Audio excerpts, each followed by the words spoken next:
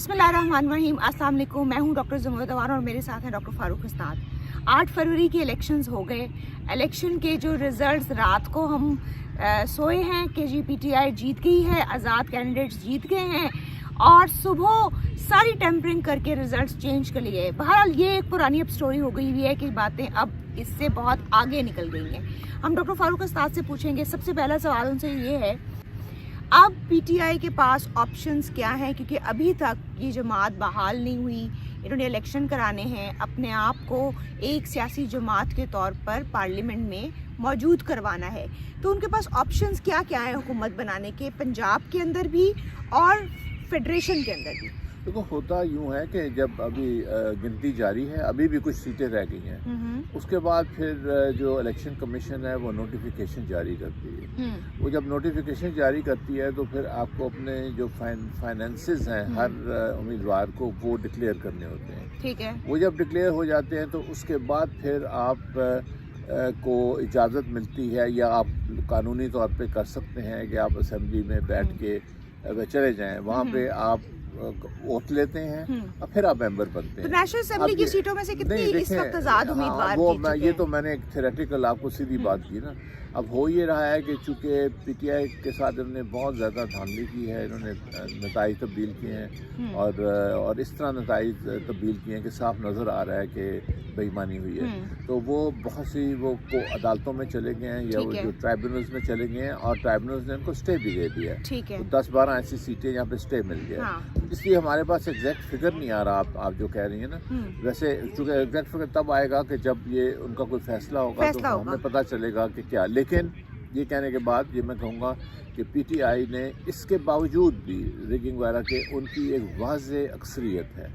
ये जो बात कर रहे हैं ना, ये कोalition की बात, अब 2-3 पार्टियां मिल जाएंगी, ये करेंगे, अब पीएमएलएन और पीपल्स पार्टी कोalition करेंगे। लेकिन वही कह रहे हैं देखो होता यूँ है कि कानून ये कहता है कि जब असेंबली में ये बैठ जाएंगे, चाहे ये जो भी रिगिंग उसके साथ, तो सदर पाकिस्तान का वो सबसे पहले उस जमात को दावत देगा जिसकी अक्सरियत है। ठीक है।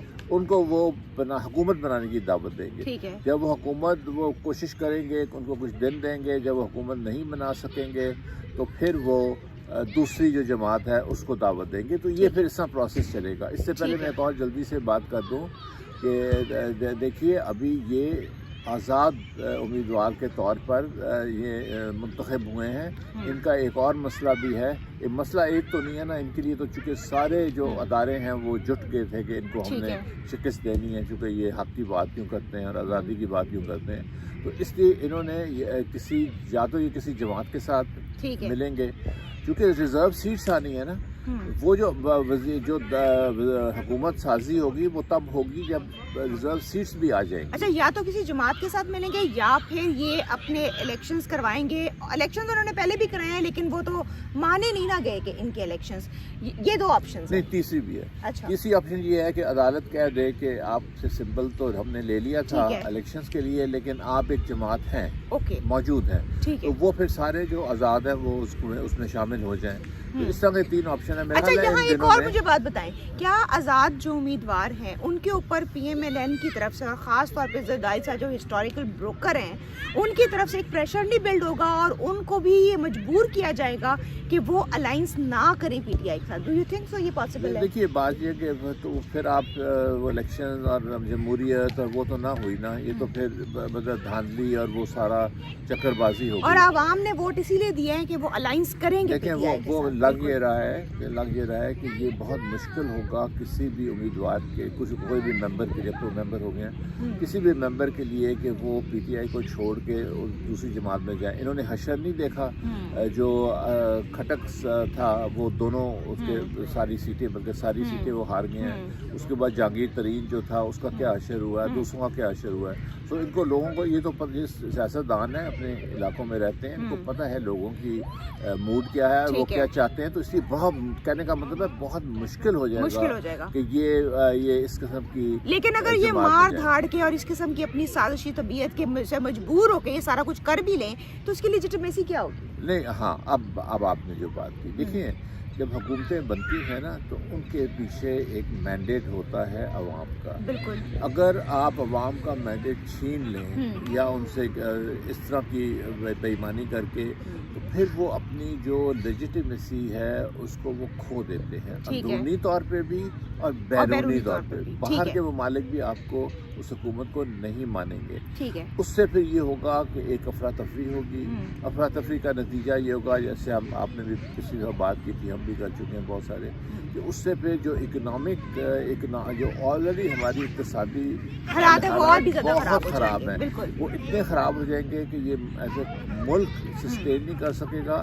اور جو یہ شرارتیں کرا رہے ہیں وہ بھی اپنے آپ کو ادارے کے طور پہ قائم نہیں رکھ سکیں گے. سو اتنی یہ معمولی بات نہیں ہے کہ یہ کر دو اور وہ کر دو اور وہ چیز ہو جائے گی. اچھا, پچھلی بار ہم نے ایک اور بات کی تھی, ہم نے یہ کہا تھا کہ انٹرنیشنل ایجنسیز جو ہیں وہ دیکھ رہی ہیں کہ الیکشن کس حد تک ٹرانسپیرنٹ ہے اور کس حد تک یہ شفاف ہے.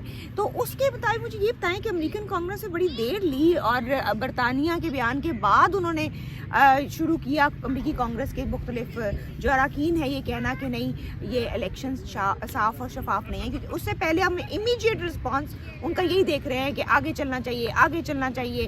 تو آپ کو لگتا ہے کہ اب امریکن اور جو برطانوی میڈیا ہے یا جو اور ایجنسیز ہیں اب ان کو یہ واقعی احساس ہو گیا, ان کے اوپر اتنا پریشر بلڈ اپ ہو گیا کہ وہ کھل کر اس سارے فالٹی قسم کی جو حرکتیں ہو رہی ہیں اس کا مخالف کر سکیں, اس کو اپوز کر سکیں؟ دیکھیں آپ نے بات کی نا پہلے کیوں نہیں کر, پہلے اس لیے نہیں کہ پہلے تو ایویڈنس آ رہا ہوتا ہے نا. دیکھیے وہ ان کو ذمہ وار لوگ ہوتے ہیں, وہ اس طرح نہیں ہے کہ سنی سنائی باتوں کے اوپر وہ بیان دینے شروع کر دیں, کیونکہ ان کا جو بیان ہوتا ہے اس کا کوئی پیچھے اس کے زور ہوتا ہے. تو جب ان کے پاس ایویڈنس آیا, سارے شواہد آئے اور انہوں نے دیکھا کہ بہت زیادہ وسیع پیمانے پہ ریگنگ ہوئی ہے, تھوڑی بہت ریگنگ کو ایک سیٹ پہ آدھی سیٹ پہ وہ اس میں اس کی اپیلیں ہوتی ہیں وغیرہ, وہ ٹالریبل ہوتی ہے. لیکن یہ نہیں ہے کہ آپ اکراس دا بورڈ آپ بالکل ہی ایک جماعت کو بالکل ہی ختم کر دیں اور اس کو اتنی آپ ریگنگ کریں. اس وقت دیکھیے دو حصوں میں, اور ابھی بھی ریزلٹس مکمل نہیں آئے, ابھی بھی نہیں آئے. اچھا, اب دو حصوں میں تقسیم کریں. ایک تو یہ ہے کہ جو آفیشیل پوزیشن جو کہ سرکاری پوزیشن ہے اس میں تو یورپین یونین نے, برطانیہ نے اور امریکہ نے اپنے خدشات کا اظہار کر دیا ہے. اور یہ بھی کہا گیا انہوں نے کہ اگر انہوں نے یہ بات اس طرح کی تو یہ جاری رہی یہ چیز تو ہم شاید حکومت کو ریکگنائز ہی نہ کریں جو نئی حکومت آئے گی. تو اس لیے ایک تو یہ ہے.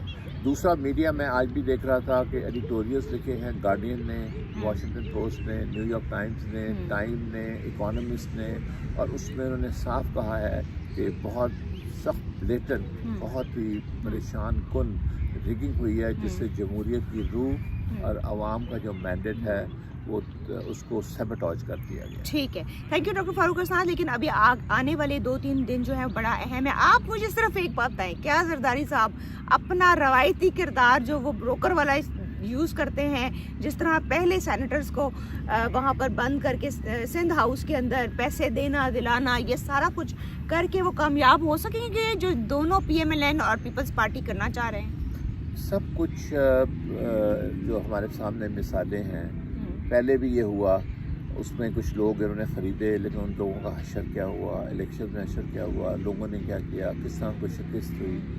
اور دوسری بات نہ بھولے کہ ابھی بھی پی ٹی آئی سب سے اکثریت والی جماعت ہے. یہ تو کولیشن کسی وقت بھی ٹوٹ جاتی ہے, کسی وقت ختم ہو جاتی ہے. اگلے بھی انتخابات ہونے ہیں نا, یا یہاں تو اینڈ ختم تو نہیں ہوگی کہانی. تو وہ کس منہ سے کینڈیڈیٹ جو بک جائے گا وہ لوگوں کے پاس جائے گا کہ جی میں آگے ہوں آپ کے پاس. تو زرداری ایک کروک ہے, مسٹر 10% مشہور تھا پوری دنیا میں. اگر آپ پاکستان کا نام بھی باہر لیتے تھے تو وہ کہتے تھے اتنا بے ایمان آدمی ہے. اب کہا جاتا ہے کہ مسٹر 40% ہو گیا ہے. تو آپ ایک ٹھگ اور بے ایمان کے ساتھ اگر لیکن اپنے آپ کو بھی جھوٹا کریں گے, کیونکہ بلاول تو کہتا رہا ہے کہ جو بھی ہو جائے ہم الائنس نہیں کریں گے. وہ تو دیکھیں ہیں ہی ٹھگ ہیں, یہ مافیاز ہیں, بیسک کرمنل مافیاز ہیں, اور ان کے ساتھ جو ادارے بھی مل گئے ہیں وہ. لیکن آپ عمران خان اور اس کے جو حامی ہیں ان کو اقدار تو دینا. بالکل انہوں نے کس مشکلات کے ساتھ مقابلہ کیا ہے, اور مقابلہ کر کے جو عمران خان کہا کرتے تھے کہ میں اخیل گیند تک لڑوں گا, وہ اخیل گیند تک لڑیں. لڑائی جاری ہے, انشاءاللہ عوام کی جیت ہوگی. اگر یہ عوام کی جیت کو سیبوٹاج کریں گے تو یہ خود بھی ڈوبیں گے اور سارے نظام کو بھی ڈوبیں گے. جی ٹھیک ہے, تھینک یو سو مچ.